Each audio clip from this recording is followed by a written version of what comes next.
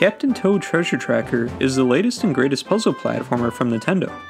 Normally when I hear platformer, I think of a mustached man jumping around the Mushroom Kingdom. But unlike Mario, Captain Toad can't jump. Instead, Nintendo has taken the platformer genre that we have come to know and love, and flipped it on its head. The platforming in Captain Toad is all about puzzle solving and how you manipulate the environment, rather than how you traverse it. Your main goal is to guide Captain Toad and Toadette around beautifully crafted dioramas in search of gems, coins, and the golden star at the end of each stage. The game is all about perspective, and it's one of the first games I've seen where the camera plays a huge role.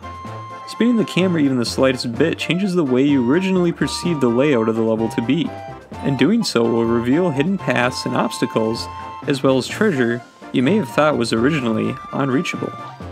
The game boasts 70 plus bite-sized levels that span a variety of beautiful vistas and landscapes, from beaches, castles, and mountains, to locomotives, and even outer space. Every single stage looks absolutely stunning, and it may just be Nintendo's most beautiful game to date. While each stage only requires you to grab the star to move on, there are also bonus objectives and 3 hidden gems in each level, which unlock some really awesome late game content that I will try not to spoil too much in this review. As you journey through the game, you will run into a handful of unique boss stages, but instead of the typical boss fights we are used to in other games, Captain Toad changes it up.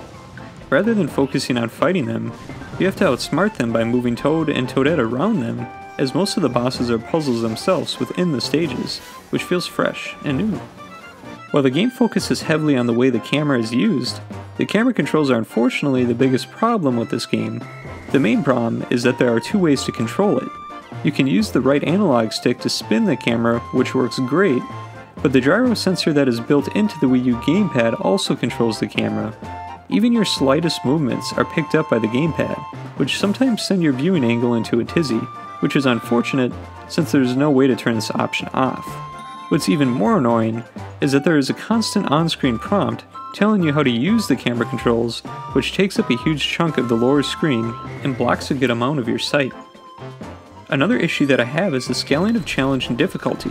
I blazed through 80% of the game with little effort, and collected most of the stage's hidden gems on a single try, without ever needing to head back into them.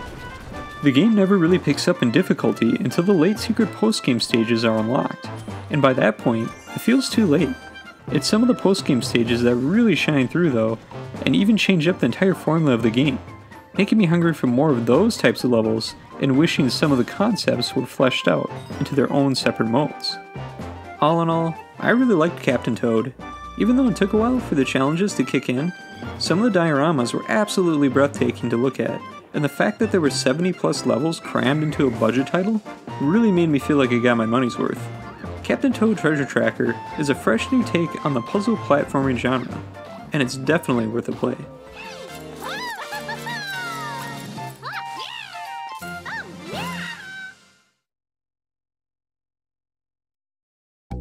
Hello, and thanks for watching. If you're into all things gaming, then don't forget to drop by thegamebolt.com, where you can check out all the latest news, reviews, features, and other great videos just like this one. Just click on the link.